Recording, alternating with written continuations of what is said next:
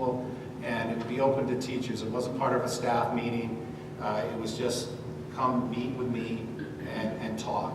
And at first, when I started about 3 or 4 years ago, I said, the teachers are busy. They're not going to want to give time to talk with me. I was surprised, pleasantly so, that every time I held these meetings at all 5 schools, they were well attended. The teachers would stay, I'd be doing this because it would be well past an hour, and I would give them as much time as they wanted. That was just listening. What's going on in the district, and I would be getting feedback.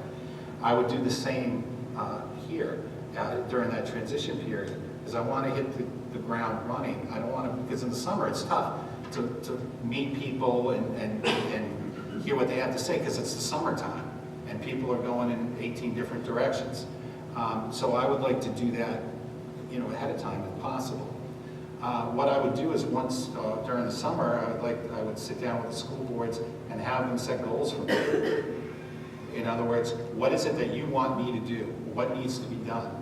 And that would serve to drive me, in addition to what I was hearing through my different meetings, as to what I would be working towards.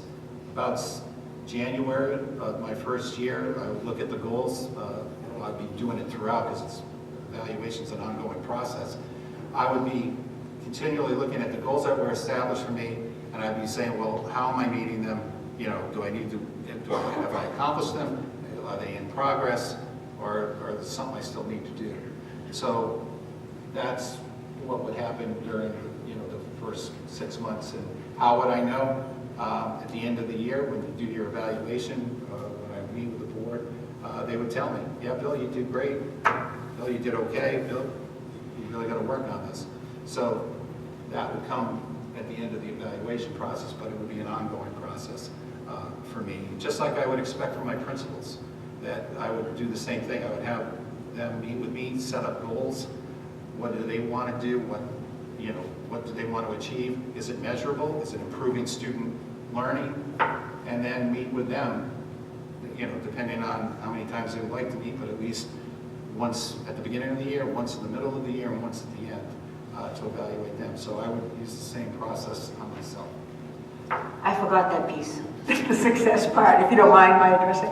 So, that's true. I would obviously want the school boards to be evaluating me and saying that I'm doing a good job. But I'd also like to, and you reminded me of, every Monday I used to have, I'd go to a different school and faculty would meet with me, so that I would get the issues and I would get their feedback on what they thought I should be doing. And so I would want to know that at the end of this 6-month period that people feel that things are going well. So I would want to do a culture and climate check and make sure that the different stakeholders, meet with them and see, what do you think so far? What have you seen? Do you know what's gone on? Do you know, have you felt any difference? Have you, seen any type of progress? And I would want to have it from all the different stakeholders. I think I'd try kids first because they're usually kinder, but I think that's, you really want to know what the general, community thinks too about what you're doing in the schools. Thank you. Mr. Ritter, could you speak to your fiscal responsibility and your budgeting experience? My fiscal experience is I've developed 15 budgets, and I'm pleased to say they all came in under budget. We always have a fund balance or a surplus at the end of every year. How we achieved that was we had a very arduous but effective budget process.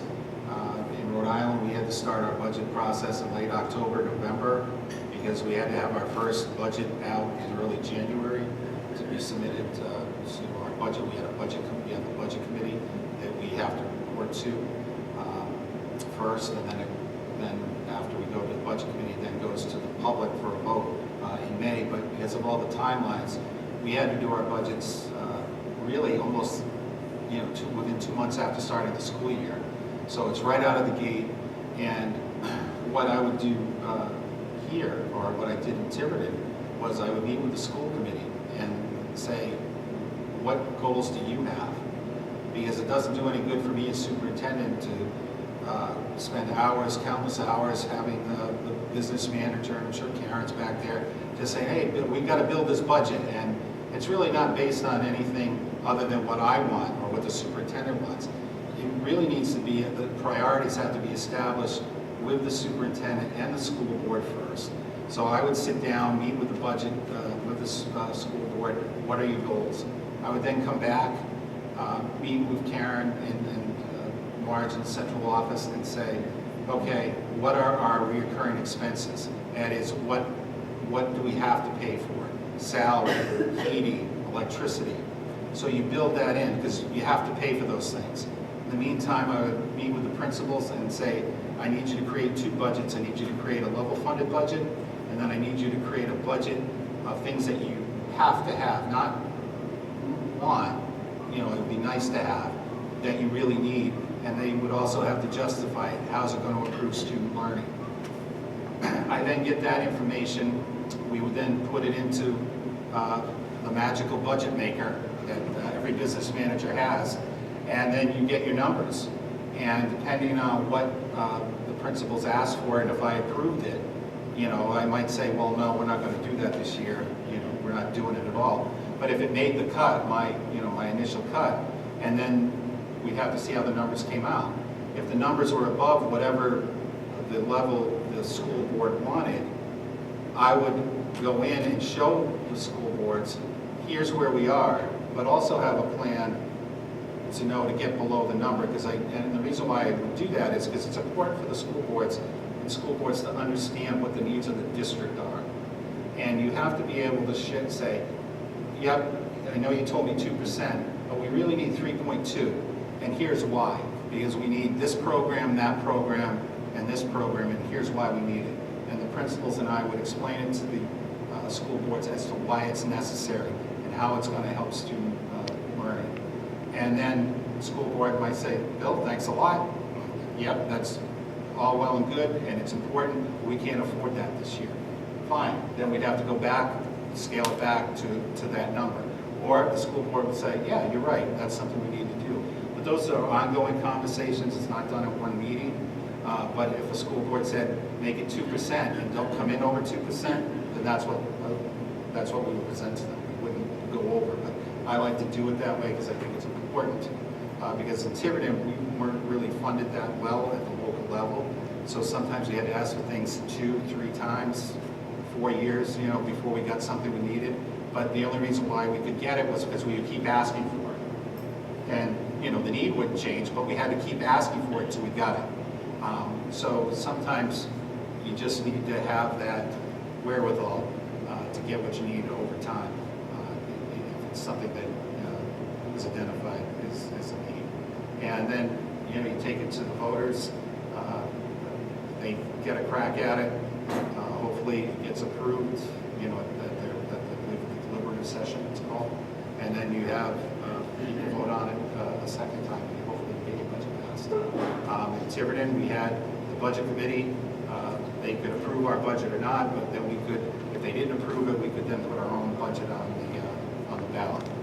So it was a little bit different, but we always tried to come to middle ground with our budget committee because we all wanted to be on the same page, and we were able to do that, for a number of years. Because the budget committee, over time, people realized when we said we asked for something, they knew we needed it because we demonstrated the need and we never, spent more than what we were given. And that takes time, that trust between a superintendent and a budget committee and school board. That takes a couple of budgets for people that really trust the numbers that you're giving them that are real and it's something that you need. The things in there are what you need. Thank you.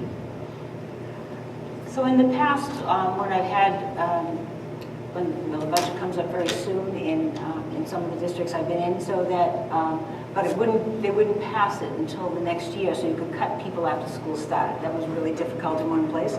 But in another one, it was more like what I have here in New Hampshire, so you would have, the budget committee would work with you, but first you had to make sure that you had your administrative team getting the information from from their schools. What is it that you need? What's the most important thing? What do you have to have? And bring that to our meetings. And we would meet as a district because, finally we'd have to put in a budget that was represented everybody. So we had to make sure that the competing needs were taken care of at the table before we presented it to the school board, which would, we would talk about all the pieces then, but we wanted to make sure that we were talking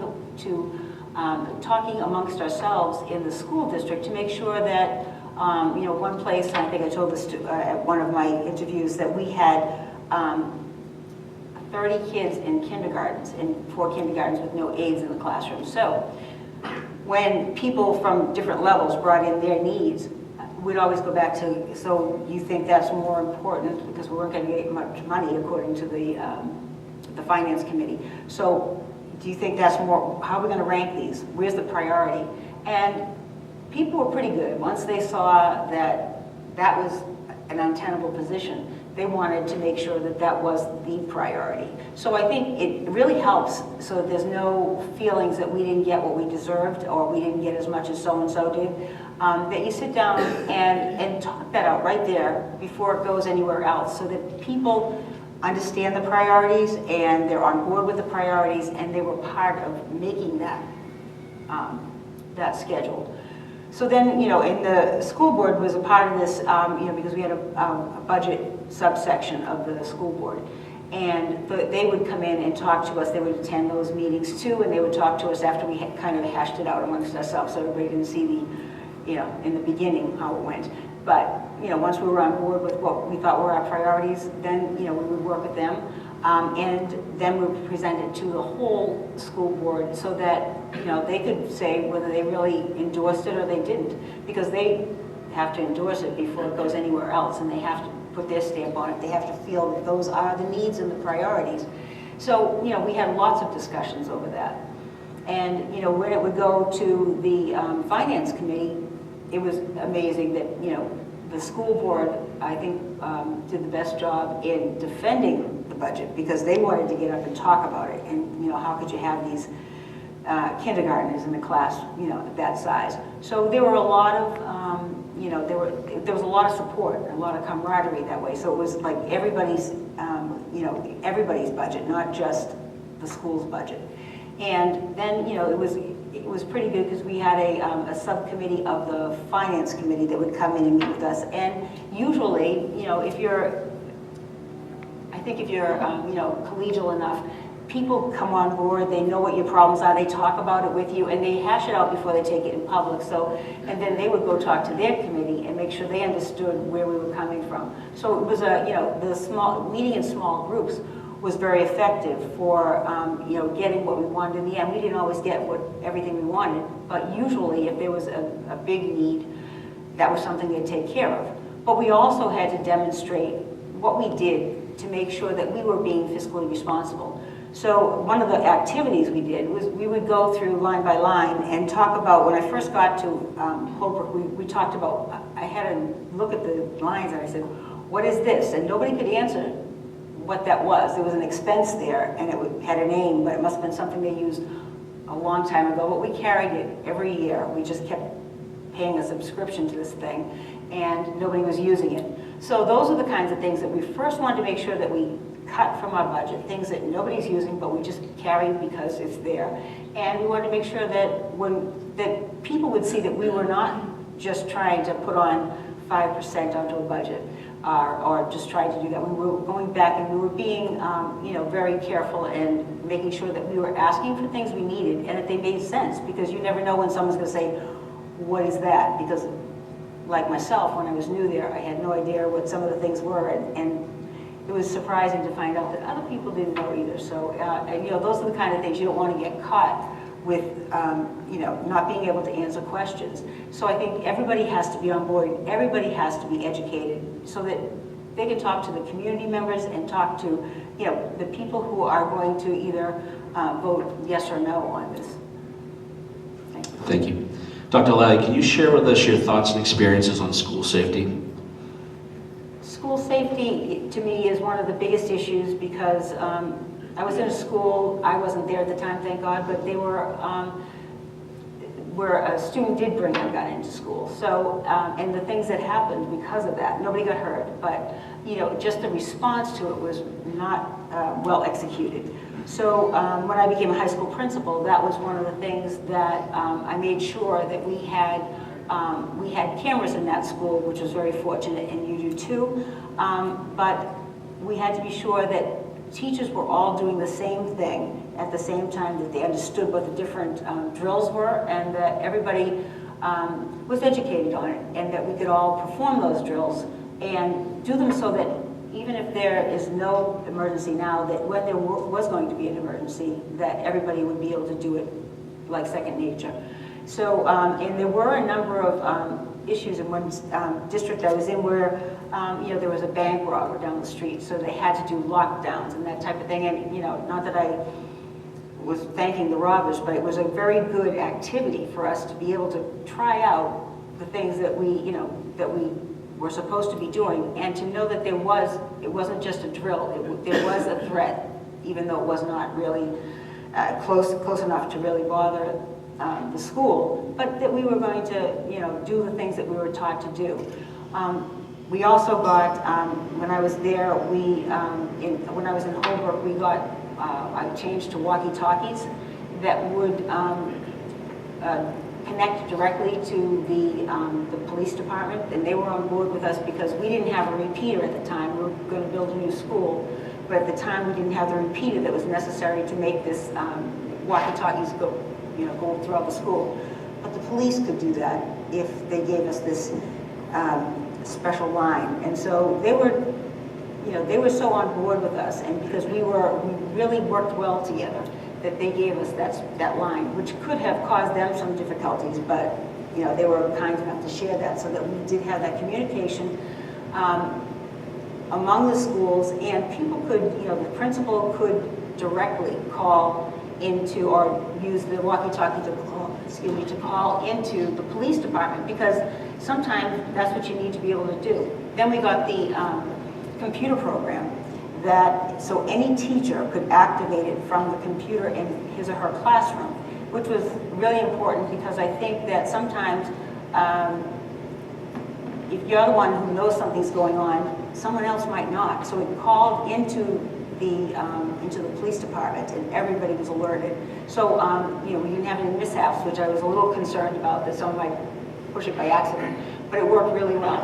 So when we did a drill, people knew what they were doing, and so those were the pieces that were put into place. And I know you have that shooter system here in Hooksett, which looks pretty amazing, and it was just installed. We didn't have that, which is, I think that's, you know, the detection system is very important, and you know, all of these things help to make kids safe. But I think the training of everybody in the building, including the children, really has to be important. It has to be a priority for everyone. And people have to stay with it, because we used to have people pegging doors open, that type of thing, and then they stopped doing it because there have been too many incidents, and people took it seriously. So, you know, I think it was a community effort, and you know, faculty were really on board with that, and realized that, you know, we all have to be part of it. You can't have a rogue person doing something that's going to endanger everyone else. Thank you. School safety has to be the top priority for any school district. Teaching and learning, that's why we're here, but we have to make our schools safe and keep them safe. In my district, before these rash of school shootings were taking place, we were concerned about our own security through conversations that we had with our police department. We have a school resource officer for the district, but he serviced all 5 schools. But he helped us improve our security over time. One of the first things we did was we created, or we installed what we call double door entry. We used to have it, you buzz in, someone in the office would, you know, ask your name, you know, why you're here, then buzz you in, and then you could walk into the school. You know, in most schools we're trusting, we assume, you know, whoever's here is just going to take a hard left, at least in our, you know, for example, in our old high school, and go into the main office. well, if someone wants to do harm, they might go to the main office to do harm, but they could have free reign in the school. So what we did was we installed in all our schools was that double door. So what happened was, if you wanted to come into our schools, any of the schools, 5 schools, you buzz in, you get into a vestibule. There are another set of doors that you can't push out on. The only way you can get into the school is through the main office, and you have to get buzzed in. So there's 2 ways. So what our training and what our police department told us was that our goal is to slow down an active shooter. And in most cases, they breach the main entryway. So we harden our schools to meet that need. We didn't have the money allocated, but talking to the school board, we all agreed it was a priority. We found the money, we installed. This past summer, we installed cameras and we had cameras in our hallways and outside, but we installed cameras throughout the entire building, all 5 buildings. We also installed safe rooms in our main office areas. We identified a safe area where our office staff can go to and be safe. And in that safe room would be several things. One would be a direct line to the police department. That is, if they ever picked up and it went to the police department, the dispatcher would know it's an emergency, an active shooter, and they answer it, as opposed to, hi, this is such and such school, fire to the police department, how can I help you? They know that time's of the essence. So we installed that in the safe room, as well as a bank of cameras that showed everywhere in the school. So we could then be able to call into the police where the shooter was. The police also have access, and I'm not a tech whiz, but they also have the ability now to access those cameras. They see everything we see. So as they're on their way, they know where, God forbid, where the shooter would be. And we finished installing those, and they were put in place at the start of this year. We also, at the high school, we used to let kids just come in because parents would drop their children off. They have to go to work early. And we were talking earlier about initiatives or innovations from teachers. Our teachers were concerned after what happened at Parkland to say, hey, look, not that we were worried really about our kids, but the door was open and anyone could enter the building at our high school and middle school. So what we did was we locked it down. They had to buzz in just like they would during the school day, and then we paid for teachers to supervise those students. They had to go to a certain area in the building in the morning, and they were watched. And now that's something that we didn't do 5 years ago, but because security was a priority for us, and it has to be for every district, those are some of the things that we implemented over time. And the only way you really have it, you have to harden your schools, but you can't make them prisons either. And you have to do everything you can. For example, teachers like to chalk the door. That is, they like to put a wooden block because they want to run out to their cars. And I had a real go-around with one of my elementary schools because the teachers, the way the parking lot was laid out, because of the new security, you had to come in through one entrance. They were used to coming in the back door because their rooms were right there, and it made perfect sense. But I said to them, look, this is a security matter. We can't have that door open. And it took a couple of years, but we got there just not with that school, but all schools, that the teachers now all exit and enter one entryway. So it's an ongoing process, but it has to be secure. It has to be a top priority for schools, because that's why we're here. And one of the other things we did was we actually had an active shooter drill for our teachers. And then again, this came from our teachers talking to me, saying, Bill, what happens if we have an active shooter? So working with our police department, we set it up so we had the teachers placed in different parts of the building in classrooms, and we had our SRO go through the building shooting off blanks. So people could hear what it sounds like, because all too frequently you hear in these reports, it sounded like firecrackers. It sounded like a backfiring of a truck. We wanted to make our teachers understand what it might sound like and what, you know, we found out a lot of things, but sometimes you don't hear anything at all. And that's why the system we use, it's called the Alice system, and we practiced that. So we had the principal saying the active shooter is now in the cafeteria, the active shooter is now down in the gym, and the teachers then had to decide whether or not to shelter in place if they were near the shooter, barricade themselves in, or exit the building. So we were able to actually do a run-through. We did one at our, and it was voluntary, teachers, it was part of their PD. We had over 100 teachers participate in it, and they said it was the best PD they ever had. And this past summer, we set it up so that every employee had the same training going into the school year. And that's something, unfortunately, you know, you don't want to do it with little ones, but a lot of the feedback we got from our elementary teachers was, what do I do with my 25 kindergartners? How do we handle this? So we had a lot of conversations, and it's still a work in progress, but it's something that a district has to be committed to at all times. Thank you. Dr. Lally, how do you measure student achievement? Student achievement, you know, can be so broad that, you know, I would like to think that what we'd be looking at besides test scores is the overall feeling of comfort in the school too. So it's not just the test scores, because they, you know, if they want to move on and get into competitive schools and that type of thing, yeah, those are very important. But I think that for them, it might be, achievement might be in extracurricular activities. It might be in, you know, in just, I'm sorry if this is making a lot of extra noise.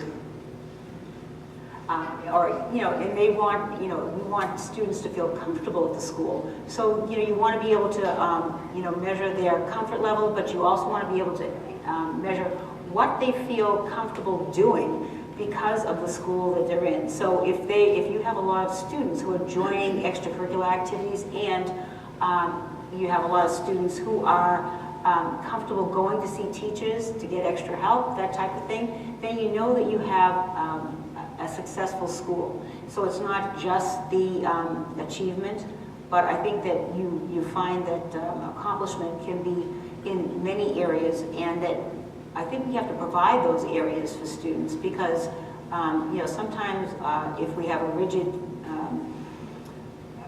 curriculum, or we, you know, in places I've been that just wanted to give the basics and, you know, only the reading, writing, arithmetic, kids did not get a chance to explore the things they really liked.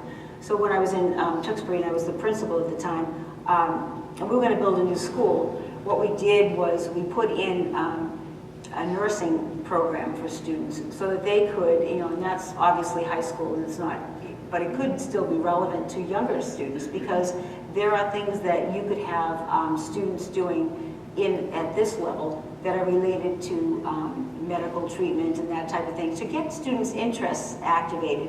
Because I don't think that students often know the range of opportunities that are out there. And they might choose a different high school, they might choose a different college if they are exposed to the different opportunities that are out there for students, for adults in the real world. And, you know, this is one of the things I think we don't often talk about because we're so busy trying to get them to learn the reading, writing, and all of that, that we, you know, sometimes don't concentrate on what are their aspirations and do we meet those? Do we try to incorporate those into what the students are doing? Because sometimes that's the hook that they need to be successful in a classroom anyway.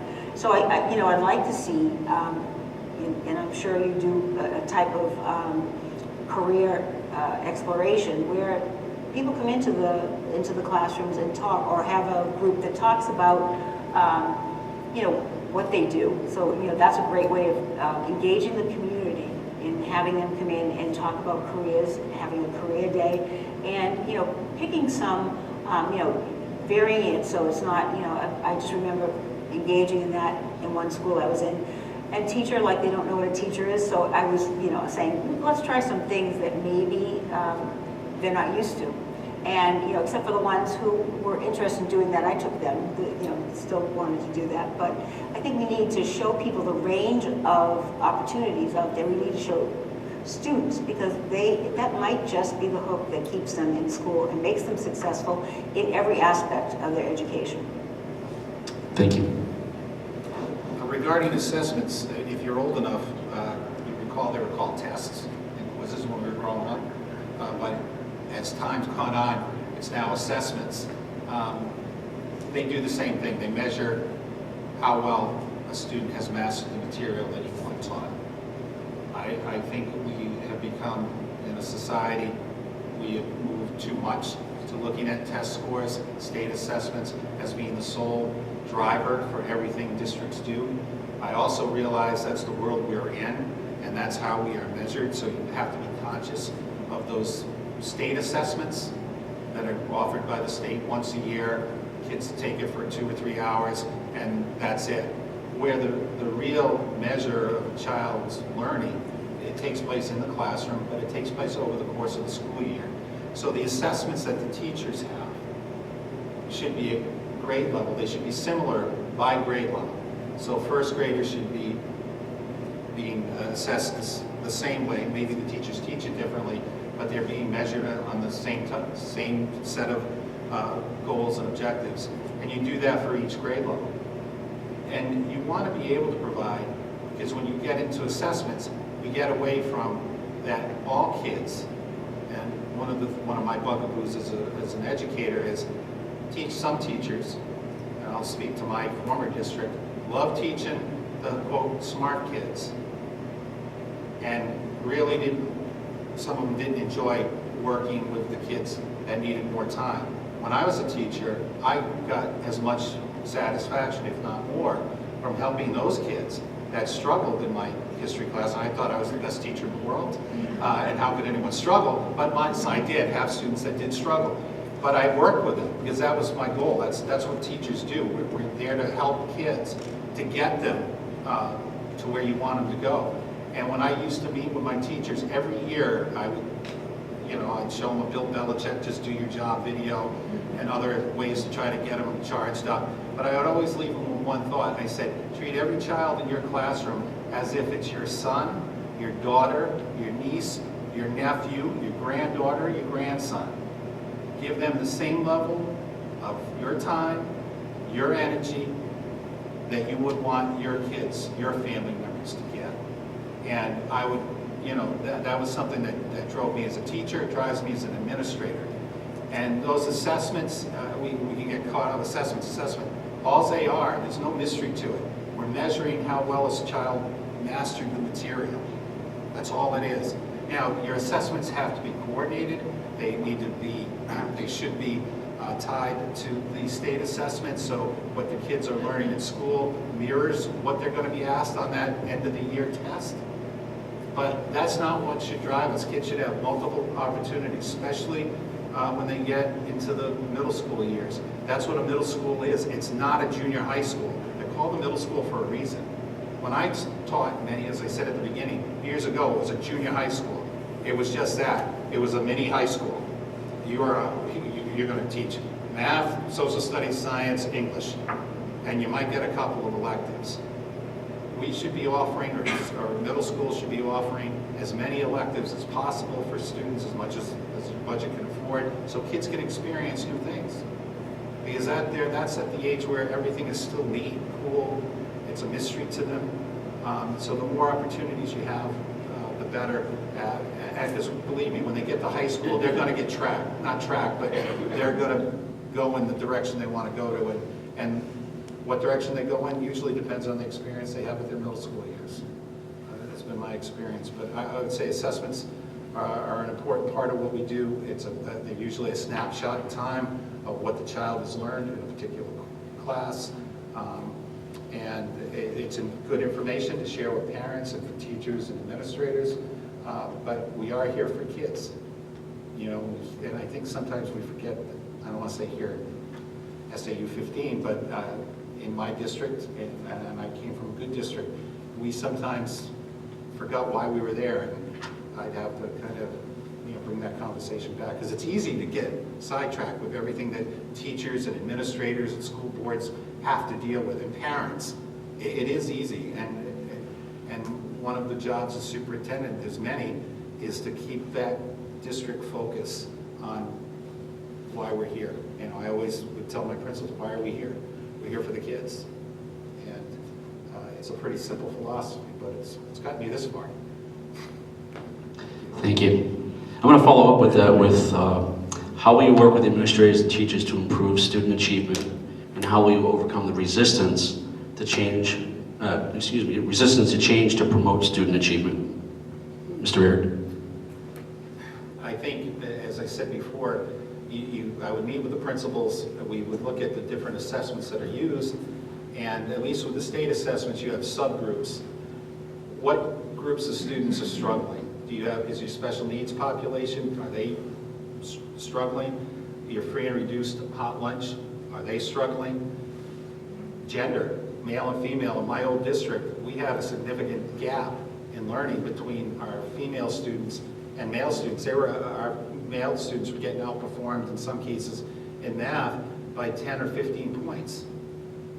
For a couple of years, it was a trend that we were trying to figure out what was going on. But what I would do is meet with the principals. We would look at that data, look at those subsets, and say, well, again, what are we doing well? And if it's like in math, here in Hooksett, and I believe Candia, or if I'm wrong, I apologize, those math scores in 8th grade aren't, and in 7th grade aren't, they're below the state average. So what is it, what's not going on that should be going on? You have to look at the data. You have to also look at your assessments that are being used in the math classes. What are the teachers measuring? Are they measuring the same material that is being asked for on the assessment? One of the things we found about 10 years ago when we were looking at data was that our special ed population was way underachieving, even below the state average. And what we came to find out was that our kids weren't getting the same curriculum. This was before we had co-taught classes where we had special needs students